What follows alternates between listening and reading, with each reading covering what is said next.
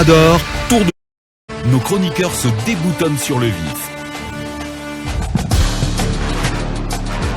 C'est parti pour 3 heures chrono de débat et d'analyse. Merci de nous retrouver une fois encore. Ils sont dans leur position.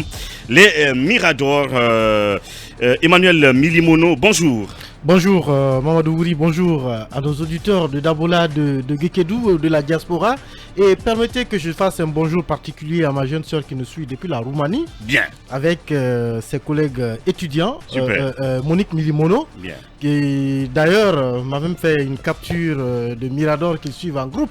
Régulièrement. À l'université en Roumanie, donc super. Un bonjour à elle ce matin et bonjour à toute la Guinée, à toute cette diaspora. Bien, merci Emmanuel. Bonjour donc à tous ceux qui nous suivent du côté de la Roumanie. Bonjour Ibrahim Lincoln Souma. Bonjour Ouri, bonjour à toutes et à tous, bonjour à mon Lambani natal, bonjour Almamia à Kaporo, Almamia... Rappelle-toi que Babé dit que tu n'as pas de village. Oui, Babé est gris parce qu'il n'a pas de village à Conakry. Malheureusement, chez lui c'est le village du miel, bien. Mais il n'apporte pas de miel là.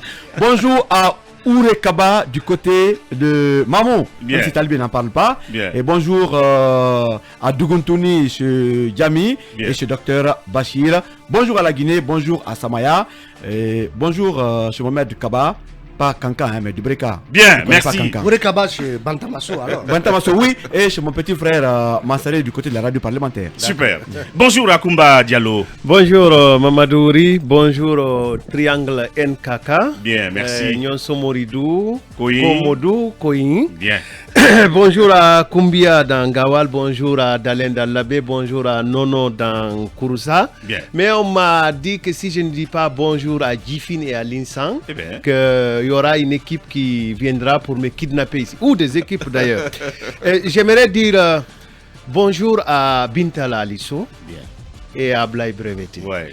Ce matin, j'étais un peu tendu en venant, mais j'ai capté une radio qui diffusait cette musique, mon cher ami. Je suis venu 60 km à l'heure. Un peu rétro. Bien. Pas Bolondiori. Là où Bintala Ali chante Aïssatou Bella et les chroniqueuses de Kibaro de la RTG. Oui. Et puis Breveté aussi, c'est là où il chante un peu. C'est Rissa Kellata Okata Aïssa Wainike Wadata. Bien. Voilà. Mohamed Kaba, bonjour. Bonjour le philo-journaliste, bonjour aux auditeurs, bonjour aux téléspectateurs. Bonjour fraternel aux habitants de Dongol Touma, chez notre cher ami Tidjanba. Bonjour aussi aux habitants de Duria, dans la sous-préfecture de Kebali, préfecture de Dalaba, c'est chez Ibrahima Babay Diallo. Et un bonjour amical au très respecté Modi Maï Bari de Dabola. Il insiste, Mohamed Kaba, je tiens à ce bonjour de Dabola venant de toi. C'est le coordinateur de l'unité de gestion du projet d'assainissement de la ville de Conakry. Bien. Un intellectuel hors norme, Modibaï Marie. Bonjour, frère. Bien. C'est un peu Mathusalem. Ah oui, non, mais plus de 30 ans. Bien. Ah oui. Il est à ses postes. Bien. Non, pas 30 ans. Bonjour, mon beau. Non. Bonjour, mon beau. Oui, bonjour, mon beau Mamadou Wouri. Bonjour à Kenyeoula, chez mon épouse du côté de Kouin, parce que j'ai dit bonjour à Soumeta Ndoureko chez moi, j'avais oublié. Maintenant, bonjour à Zérekore, qui est quand même ma ville natale. Je suis né à l'hôpital régional, bien que mes parents résident à Djeke, une partie à Zérekore. Merci. Alors, bonjour Talibé Bari, l'enfant de Koumi. Oui, bonjour Ouri et bonjour à tous. Bonjour à Koumi. Bonjour voilà, à Koumi. Dites-moi merci pour avoir initié ce rituel.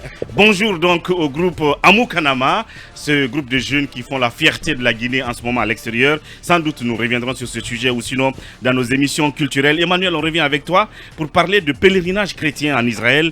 Est-il compromis en parlant de ce pèlerinage chrétien? Oui, il y a des raisons de se poser la question parce que de petits détails risquent justement de compromettre cela ou peut-être même l'ont compromis parce que on parle d'un petit montant qui manque.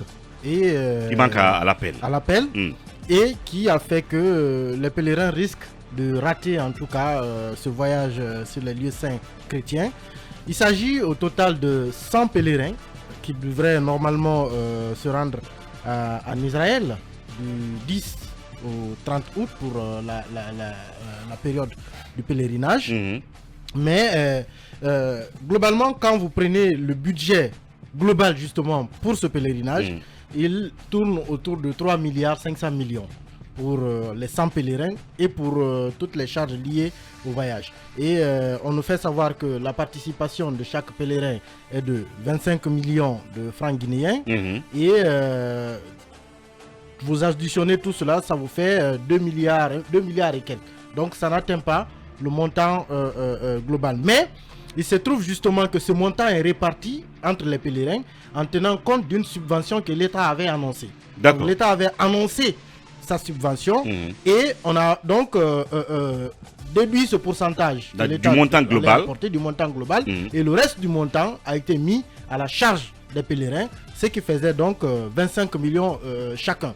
Il se trouve que cette subvention que l'État a promise, d'abord le pourcentage qu'il a promis, ce n'est pas celui-là qui comble finalement le gap dont les pèlerins ont besoin, le pourcentage qui avait été promis au départ, mais l'État a quand même promis de mettre 658 millions à la disposition de la commission d'organisation pour leur permettre d'équilibrer un peu leur compte, même si, je le répète encore une fois, cela ne représentait pas le pourcentage qu'il avait promis au départ. Il se trouve que jusqu'à aujourd'hui, même ces 658 millions n'auraient pas encore été virés dans les comptes du comité d'organisation. Il se trouve que justement ce comité avait déjà fait des réservations là-bas d'hôtels, de bus, de la restauration et tout. Toutes les réservations ont été faites en attente justement que l'État envoie cette subvention qu'il a réduit et qui finalement, le petit montant qu'il a promis n'est pas encore arrivé. Le risque qui se pose aujourd'hui, c'est que les réservations qui ont été faites depuis Israël risquent d'être annulées. Parce que tout simplement, les pèlerins pourraient ne pas venir. Et si c'est annulé, ça veut dire que l'avance qui a été versée est perdue. Parce qu'il ne peut pas être remboursé. Ça, c'est une première chose. Deuxième chose, c'est que la réservation qui n'a pas été honorée peut aussi entraîner des pénalités pour le comité d'organisation. Ça, c'est un autre risque. Et les billets d'avion, quand les pèlerins faisaient les réservations, à l'époque, coûtaient $1059. Aujourd'hui, s'il faut les acheter, ils ont atteint $2000. Donc ça fait... Plus le voyage est proche, plus le prix augmente. Le gap se creuse davantage, ce qui fait qu'aujourd'hui, le comité d'organisation du pèlerinage chrétien a atteint un gap de 1,2 milliard, qui est donc parti de 658 millions. Aujourd'hui, le gap a atteint 1,2 milliard. Donc on est dans cette situation. L'État n'a pas encore versé cet argent. Et les pèlerins qui avaient en tout cas programmé se sentent, disons tout simplement, abandonnés parce qu'on n'en parle pas du tout. Voire même discriminés. Je crois que le service qu'il faut indiquer directement, est-ce le secrétariat général aux affaires religieuses dans cette histoire talibée. Une chose est sûre, les pèlerinages dans leur globalité sont organisés par le secrétariat général aux affaires religieuses. Donc ils sont censés bouger demain. Le comité, normalement, le 10. Ils étaient censés bouger le 10. Et nous sommes le 11 aujourd'hui. Donc ça prend du retard. Et plus ça prend du retard, évidemment, le billet va coûter cher. Les hôtels, toutes les réservations vont coûter plus cher. C'est clair. Le gap est de plus en plus élevé. Ça fait... certains... clairement, n'ont plus espoir de pouvoir voyager et se sentent tout simplement, comme je l'ai dit, c'est bien dommage. Abandonnés. C'est bien dommage. Laisse-moi placer un mot. Laisse-moi placer un mot. Je rappelle de sources crédibles que cette subvention pour les pèlerins chrétiens se trouve à la BCRG, à la Banque Centrale de la République de Guinée. Et pourquoi il y est bloqué donc? Bon, ça je ne sais pas. Il y est bloqué. Mais la subvention se trouve là. C'est une information de source crédible. Donc, qu'on vérifie. Aujourd'hui, si elle est à la Banque Centrale, pourquoi elle n'est pas disponible? Pourquoi il y a un blocage? Posons la question au gouverneur de la Banque Centrale des affaires religieuses. Et c'est à lui, en tout cas, le secrétaire, de faire les démarches et informer par rapport à ce qu'il faut. Je pense que ça ne devrait pas retarder, en principe. C'est incroyable quand même, talibé. Oui, ce pèlerinage, normalement, commence le 12, c'est-à-dire que demain, le 12 devait trouver que les pèlerins guinéens sur place. Déjà sur place. Donc pour accomplir les différents rituels. Mais comme Emmanuel l'a dit, la subvention annoncée par l'État manque à l'appel. Et nous apprenons d'ailleurs que cette subvention a été divisée par 3. C'est-à-dire que ce que l'État donnait antérieurement au titre de la subvention au pèlerinage chrétien, cette subvention a été divisé par 3. Divisé par 3. Donc, c'est ce montant initialement de 658 millions qui n'est pas débloqué et finalement, avec tous les retards accusés par rapport aux réservations, aux billets d'avion, ce montant se chiffre aujourd'hui à plus d'1,2 milliard. Ce n'est pas quand même... C'est quand même 100 000 euros, ça. Ce n'est pas juste. Ce n'est pas juste. Il faut faire en sorte que ça se débloque rapidement et que, malgré le retard accusé, que les pèlerins guinéens, les 100 pèlerins, et ce n'est pas la mer à boire, ce n'est pas le Pérou, ce n'est pas compliqué pour un État qui doit être équitable, il faut le dire. Absolument, équitable. Entre ses citoyens, entre les différentes confessions religieuses. On ne peut pas boycotter ou en tout cas compromettre un tel pèlerinage pour une histoire de 658 millions et aujourd'hui 1,2 milliard. À l'attention. Donc vivement que le colonel s'y implique pour que cette situation soit débloquée. Oui, Akouma là-dessus. Quel est le pèlerinage qui a été bien organisé par l'administration guinéenne? Bonne question. Si la source de M. Lincoln est crédible, qu'elle nous embarque donc nos candidats au pèlerinage ce soir, pour que ces candidats puissent effectuer le rituel nécessaire. Rappelez-vous toute la pagaille qu'il y a eu dans l'organisation du pèlerinage musulman.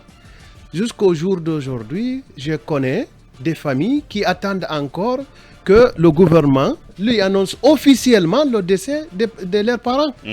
Monsieur Oumar Kamara, qui a perdu sa maman à la Mecque, attend encore que le gouvernement l'informe officiellement que sa maman est morte. Il attend encore le passeport de sa maman. Il attend encore... sincèrement, je pense que il faut qu'on privatise tout ça. Avec le pèlerinage chrétien là, à Kumba, c'est encore pire. C'est ce que j'ai dit. Qu'est-ce qui a été organisé par l'administration guinéenne et qui a réussi si ce n'est pas probablement les répressions? Bien. Parce que ce pèlerinage chrétien, s'il commence demain, qu'est-ce qu'ils iront faire là? S'il faut qu'ils aillent une semaine après ou 5 jours après. Je pense que c'est très dommage. Privatisons tout ça. Mettons les opérateurs économiques à la concurrence et puis prenons les meilleurs. Bien. C'est tout. Oui, Mombo. C'est la lourdeur administrative qu'il faut, comment dirais-je, déplorer parce qu'il y a eu un goulot d'étranglement dans le processus puisque le gouvernement, à mon avis, avait donné son cutus pour débloquer les 650 millions qui constituent le prix d'un V8. Je crois, ou bien Lincoln. Donc, ce n'est pas, comment dirais-je, le fonds qui manque à l'État pour subvenir à ça, seulement qu'il y a une sorte d'impéritie qui ne dit pas son nom dans la conduite des affaires, tant au niveau de plusieurs institutions, surtout au niveau du secrétariat général des affaires religieuses. Parce que les gens, généralement, l'argent qui n'atterrit pas dans leur cagnotte propre, il ne se bouge pas. C'est ça le problème du fonctionnaire guinéen. Et Mamalouri, nous avons échangé avec un membre de la commission d'organisation épiscopale, donc d'organisation du pèlerinage, et ils sont convaincus que si aux affaires religieuses on ne prend pas cette affaire à bras le corps, c'est parce qu'il n'y a pas de possibilité de magouille comme dans le cadre du pèlerinage musulman qui implique plusieurs milliers de personnes et cette fois-ci il s'agit juste de 100 personnes. Donc certains ont le sentiment que puisque les affaires religieuses n'y ont pas grand-chose à gagner en termes de possibilités de magouille, c'est pourquoi on passe ce pèlerinage par perte et profit. Et par perte et profit.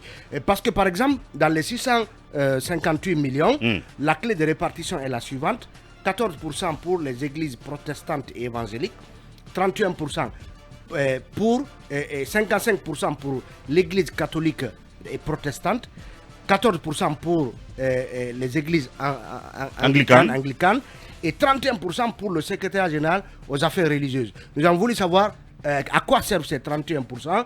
La réponse qu'on a de nos sources, c'est que, en fait, certainement, c'est pour les frais de fonctionnement, en tout cas, les frais d'implication des affaires religieuses. Les frais d'intendance. Dans l'organisation de ce pèlerinage. Donc, c'est quand même dommage. C'est bien dommage. Une autre information, on va vérifier auprès de la Banque centrale. Nous apprenons que ce n'est même pas les 600 millions déposés, mais il y aurait eu 1,2 milliard millions qui seraient déposés à la Banque centrale. Qui seraient dans les comptes de la Banque centrale. Du secrétariat aux affaires religieuses à la Banque centrale. À la Banque centrale, on va vérifier donc si c'est le cas, c'est pas les 600. Donc la différence là profitera à qui? C'est-à-dire il manque de transparence dans la gestion. Non, on parle de surcoût lié justement au retard en termes de réservation de billets. Les billets sont passés de $1000. Oui, parce que nous sommes pratiquement là à la veille. Parce que le voyage se rapproche. Nous sommes à la veille du voyage. Les tarifs sont changés. Automatique. La différence est due à cela. Maintenant, le problème, c'est qu'ils n'ont pas payé l'argent à temps. Ils ne l'ont pas débloqué à temps. Donc finalement, ça veut dire qu'aujourd'hui, si on doit payer, ce n'est plus le montant qu'on était censé payer. C'est-à-dire 600 millions. Il faut payer les 1 milliard. À la Banque centrale, j'apprends que ce n'est pas les 600 millions qui sont là, c'est 1,2 milliard qui seraient à la Banque centrale. Maintenant, pourquoi on ne débloque pas complètement? Et puis, entre le secrétaire général des affaires religieuses et la Banque centrale, même à pied, vous ne ferez pas 5 minutes. Voilà. C'est pas quitter Conakry pour aller à Yobon. Et pourquoi tout ça n'est pas réglé? On se pose bien la question. Voilà. Mohamed Kaba, il faut bien indexer la responsabilité du secrétariat général des affaires religieuses. Non, sa responsabilité a toujours été indexée, mais je ne sais pas pourquoi on le retient encore dans ce gouvernement. Parce que sa fonction n'est pas importante. C'est un secrétariat juste des pèlerinages, que le colonel nous remplace toute cette administration des affaires religieuses. Et je suis étonné aussi. Nous avons le très respecté Edouard Sagno, qui est le chef de cabinet du secrétariat des affaires religieuses. Qu'est-ce qu'il joue comme rôle? On se pose assez de questions. Bien. Mais ce secrétaire général des affaires religieuses, il me trempe dans les bisbilles. Tenez-vous bien, pendant le mois de Ramadan, vous savez, chaque année, ils organisent des concours de mémorisation de la lecture du Saint-Coran. L'Arabie Saoudite a offert à chaque candidat postulant le montant de $500. Mais jusqu'à présent, les 235 candidats, personne n'a reçu $500. Il y a aussi ce problème pendant là-bas. Où est passé l'argent de ces jeunes, de ces personnes qui ont mémorisé le Coran et qui ont pu bien lire le Coran pendant le mois de Ramadan? Cette affaire est pendant, on n'en parle pas. Et s'il vous plaît, ne bouffez pas l'argent de l'Arabie Saoudite au secrétaire général des affaires religieuses. Mais il faut qu'on fouille $500 par postulat. Remettez l'argent à ces jeunes.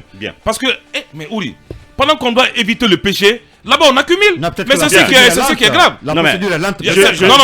Non. Je pense là-bas il n'y a pas de procédure. Il faut dégommer toute l'administration. Non, peut-être que la procédure est lente. Bien, Mohamed Kaba, je pense bien qu'il va falloir que tu fouilles de ton côté. Et Wouri, pour finir sur ce sujet. Oui.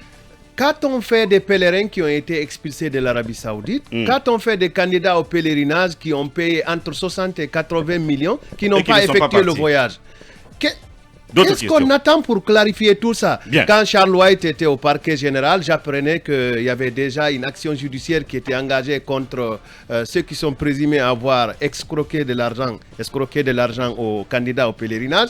Et aujourd'hui aussi, c'est cette histoire du pèlerinage chrétien qui se pose. C'est bien dommage. Mamadi, tu n'oses pas dégager les gens du secrétariat général aux affaires religieuses? Bien. Bonne question. En tout cas, voilà, le soleil, s'il nous écoute, il faut qu'il brille bien ce matin. En tout cas, sur le secrétariat général aux affaires religieuses, il y a beaucoup d'obscurité de ce côté-là. Ce serait bien dommage que les pèlerins chrétiens ne fassent pas ce pèlerinage. Ce serait tout simplement de la discrimination